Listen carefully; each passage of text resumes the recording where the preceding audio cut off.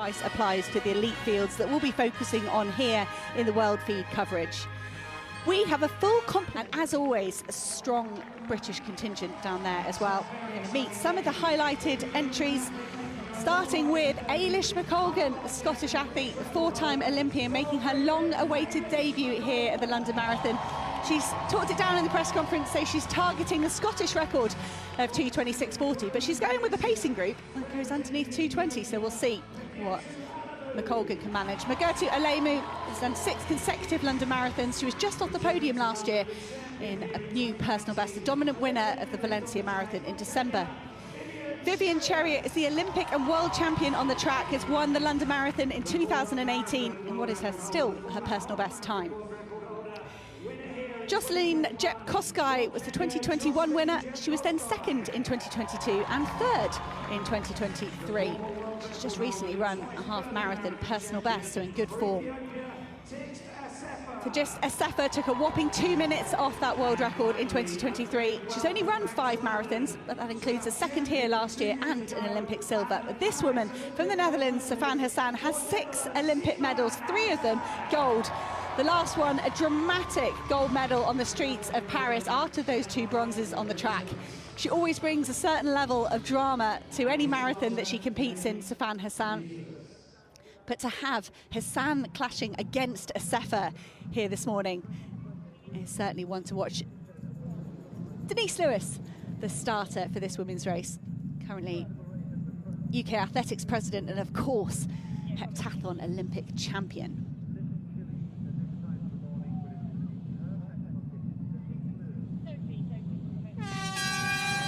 Denise Lewis bringing a focus to every job she does and executing it perfectly. And the athletes away in this race as well. The pacing is quite ambitious at the front of the group. They are targeting 2:15, so that'll be well underneath the women's only world record. Chaos at the start as they try and get around the advertising boards, trying to find their pacemakers. And you've got to keep calm at this stage in the race, Chris. I think that how do you control the emotion and the adrenaline in those final 5 minutes, and then when the buzzer goes off like that? Yeah, it is. I always say the warm-up doesn't finish until you get to. Well, as expected, this group of 4 moving away, and we'll keep an eye on the early times. But we'll just have a little look at Eilish's group here. So we were given the athletes who are going to go with the various paces. They all look as though they've slotted into the right group straight away. Eilish really chilled. You and I are staying where the athletes stay, and last couple of days she's very much looking forward to it, although nervous, as you were saying. To look elsewhere, perhaps to the likes of Phil Sessman for a top Brit. And, everyone, as I said, very excited about this guy.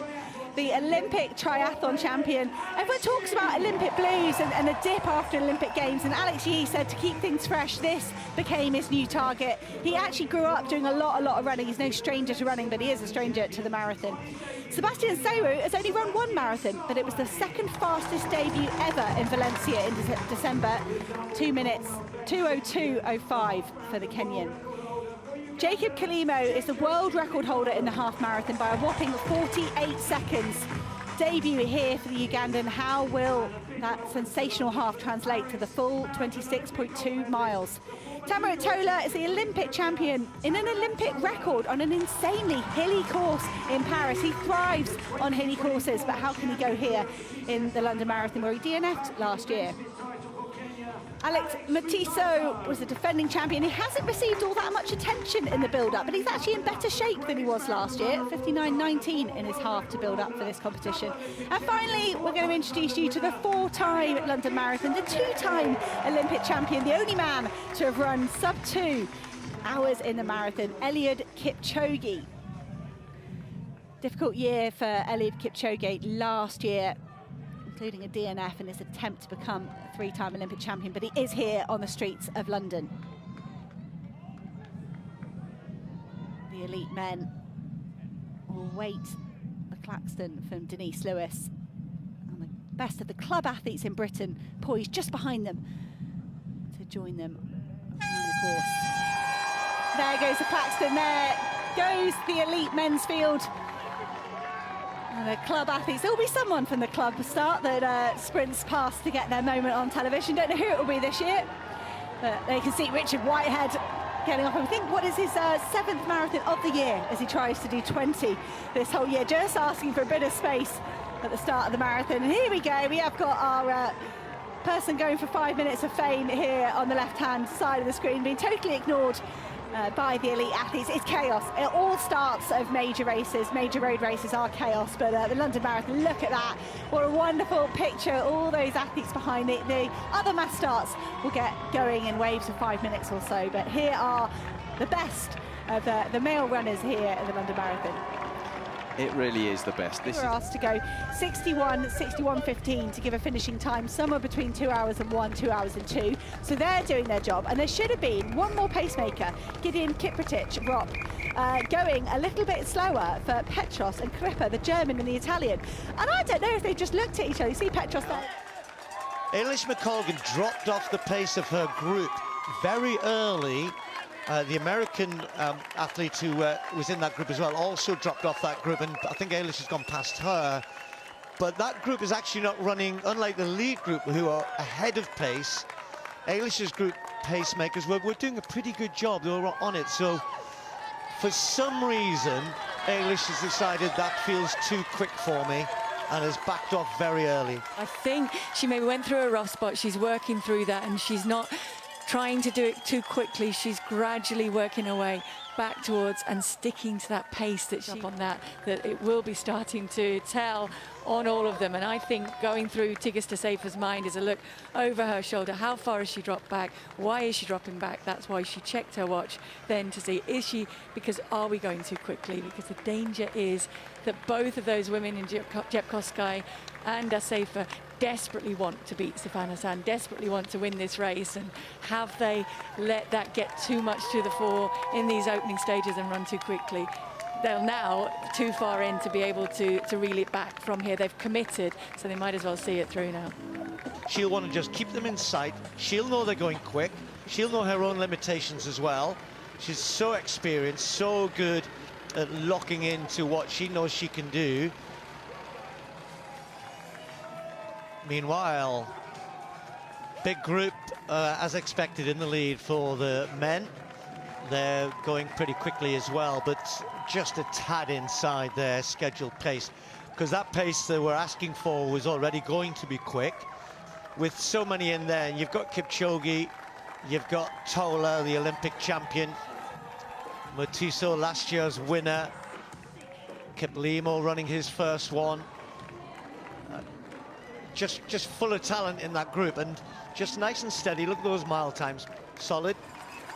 Inside the 61 kind of pace that they were looking to do, and you've seen now two groups starting to form. So these guys have jumped into this league group, so they're obviously feeling good. They're enjoying themselves, and that rest and taper going into this marathon is obviously playing well for them. But to talk a little bit about some of the athletes to look at, I mean, Sawe is someone, I think he's behind, where is he? I'm trying to see. Oh yeah, he's on the right, two from the front. He is someone to keep an eye on here, and I think his debut. Have a check-in with the women's elite race. No change for Jocelyn Jepkosgei and Tigista Seifer. They are down to one pacemaker though here in the women's race. And that is Catherine Amanangole of Kenya. She's doing a very, very good job. Sifan Hassan, she's been yo-yoing sort of no man's land there and just getting herself back in. And you can see she is just keeping herself involved and maybe just picking up that drink there. Yeah, I'm just looking in the background, wondering what the pacemaker's trying to do. She's hanging in her own group with no one there. But anyway, 5:15, 5:03, 5:15 again.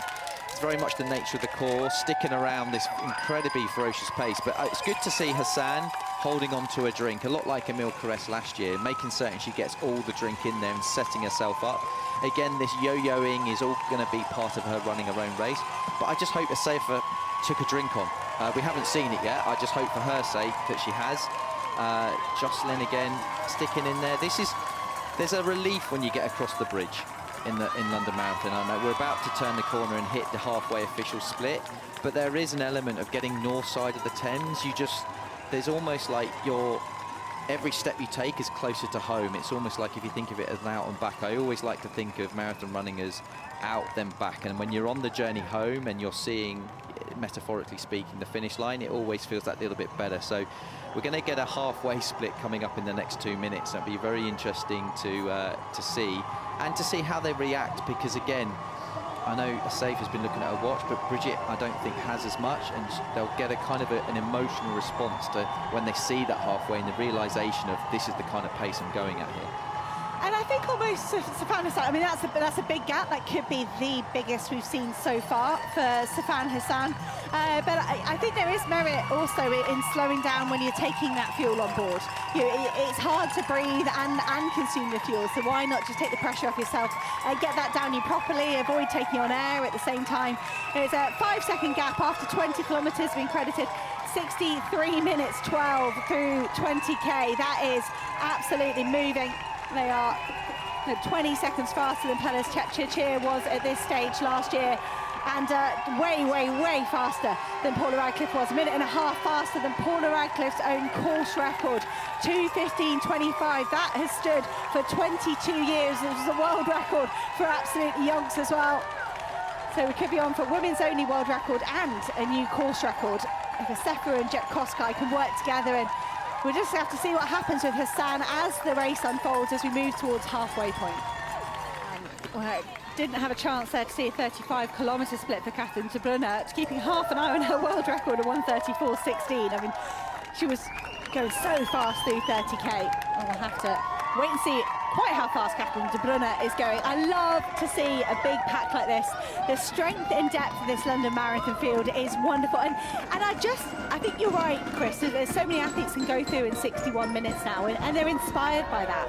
And we keep seeing these wonderful debuts, these wonderful improvements. And there's got to be so many athletes that think, I want a bit of that, and why not have a go? They've dipped outside the 4:40 pace per mile as we move towards 8 miles here. Is that due to the course, Chris, or do you think they're just settling down a bit? It'll be partly that, but also partly because they had borrowed time, because they did see a few 4:30s. I think there was a 4:32. I mean, when you get a 4:32, you can that takes out that extra time that you see there over the 4:40s. But again, listen, halfway splits, give or take 10-15 seconds. The athletes aren't going to worry too much about it, but it is incredible what the level of confidence these athletes have. But also, I think what's been really fascinating for me is hearing how hard these guys are training, the kind of volumes they're putting in. I mean, athletes talking about 250 now doing to prepare for these races.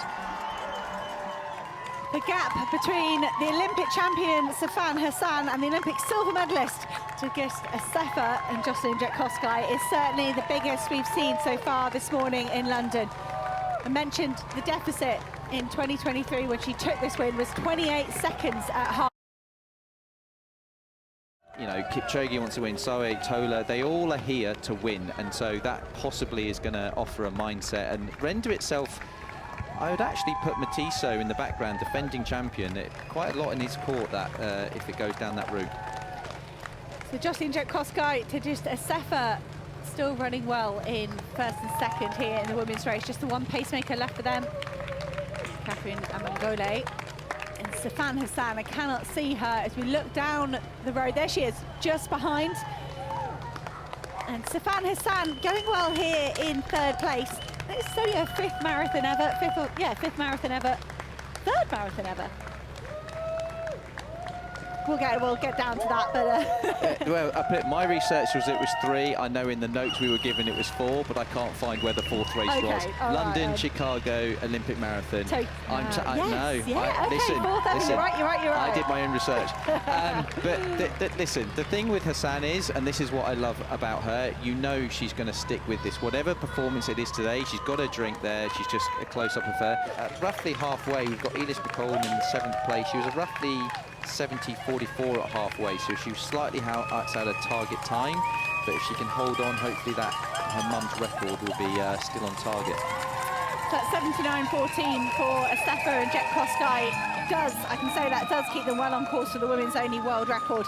And Hassan, I mentioned the max gap she had in 2023 when she won was 28 seconds, around about this point. The motion of the the kind of fanfare beforehand and just do the things you need to do. And I think she's been really impressive. To this point, of all the athletes, she's the one that's really put in that kind of patience and tick the boxes that you need to tick in the marathon for the second half. But a save for falling back, I think that's a significant sign for me.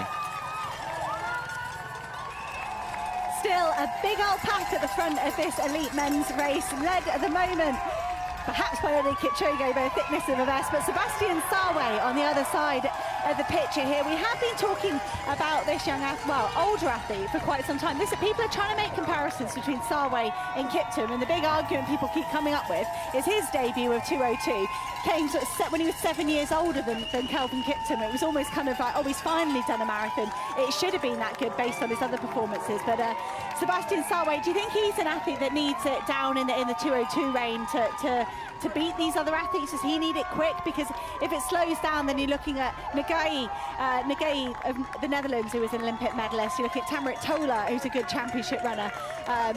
Sawe, he was so quick in the closing stages in Valencia. Do you think he'll try and go earlier today?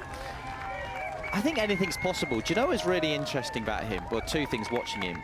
He looks so relaxed for someone that's running so fast. I mean, they all look really, really good, don't get me wrong, but Sawe just looks incredibly relaxed.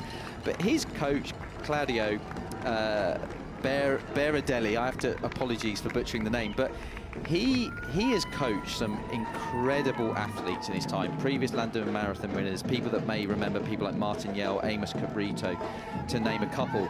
And he said this athlete is like nothing he's seen before. He is doing stuff that in his 1 years of coaching that is just incredible. It's like he's got this incredible athlete that he's trying to almost manage, and it's really exciting the kind of information that's coming out from the camp, how much they're incredibly impressed with him. And his training partner was third in Boston on Monday.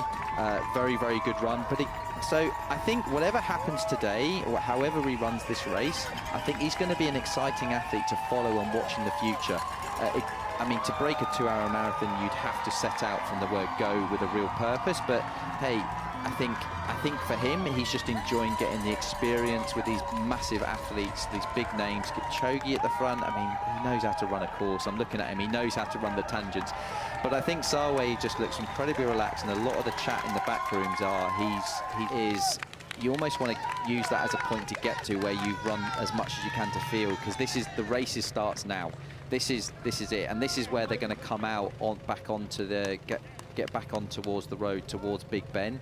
They're not going to see it for a few miles, but they can take. Kiplimo made an important move round Eliud Kipchoge. This group is just starting to spread out for a bit, and Eliud Kipchoge looked brilliant about half a mile ago, and all of a sudden he's just dropped his pace, and he's just fighting to stay in contact at the back of this group. Jacob Kiplimo was really attentive there. He moved straight round Eliud Kipchoge to make sure he was on the back of this group.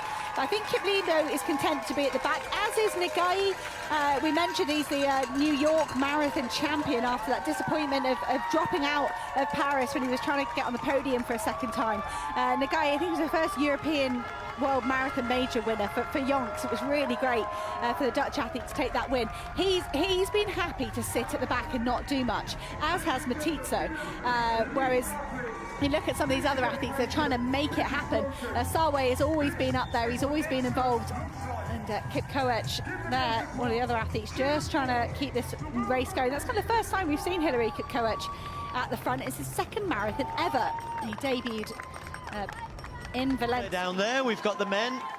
Kipchoge was just starting to look to me as though he was working hard to stay with that group, and now he's off the back. Sawe looks still really, really easy for me. Yeah, he's looked easy all the way, he's looked comfortable. His camp were very, very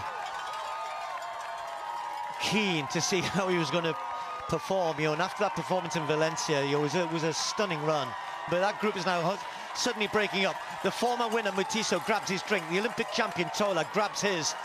Kip Koech as well. Sawe did not. And he's used that, as we often see, water stations, feed stations, keep the foot down, and you get that little chance to make a break. He's done it. Is it too early?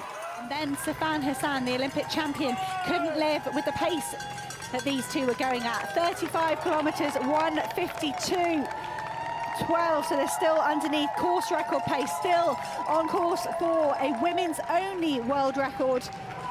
Sefa and Jepkoskai working well together. And Sebastian Sarway has turned that mini break at the drink station into a significant lead here. They've still got half an hour or so to go. This is a long, long way out. He moved at 7K to go in Valencia. What, it's more like 10K to go here? That's a big, hard, long move from a long way out. This is really ballsy. I have to say, we talked about this before the race. What if someone made a move and then it becomes about this chase group? Because it happened in Boston. The gap opened between the leader and the chase group to about a minute, and in the end it ended up only being about a 10-15 second win. I forget the exact numbers, and it kind of was deceptive.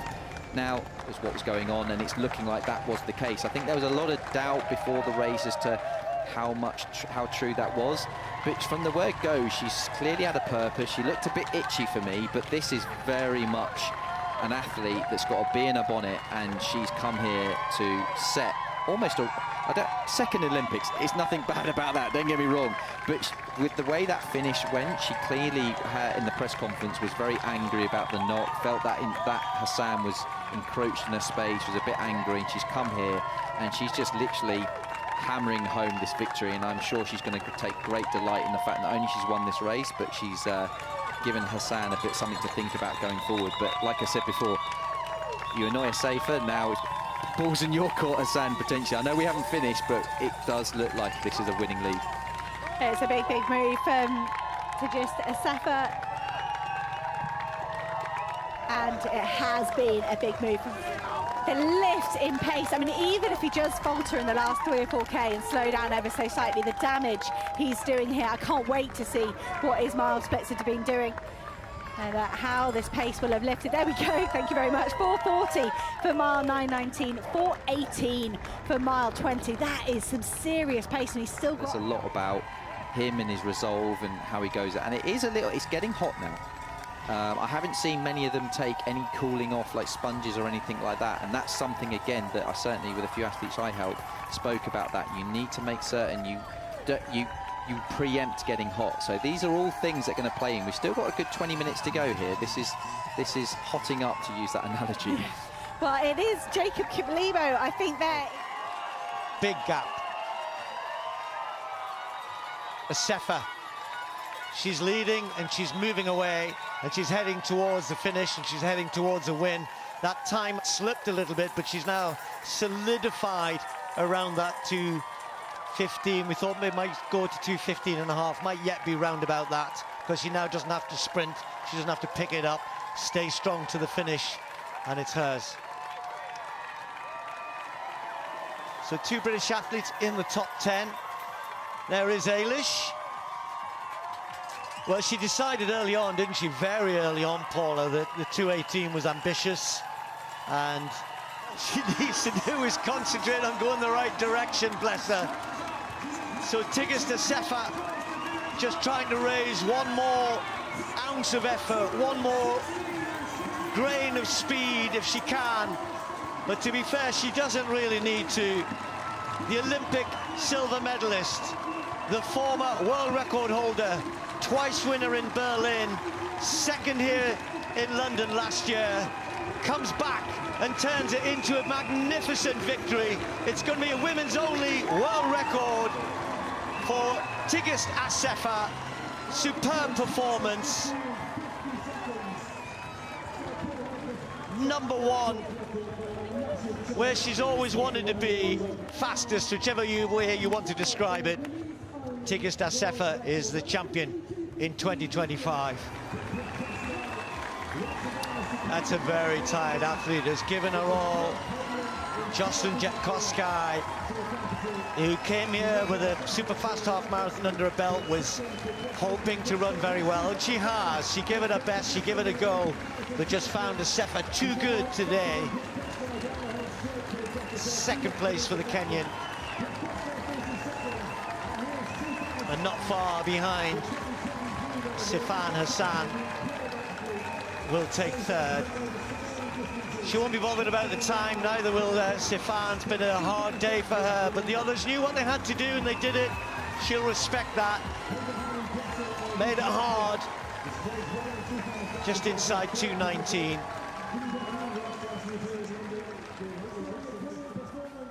Eilish, here she is.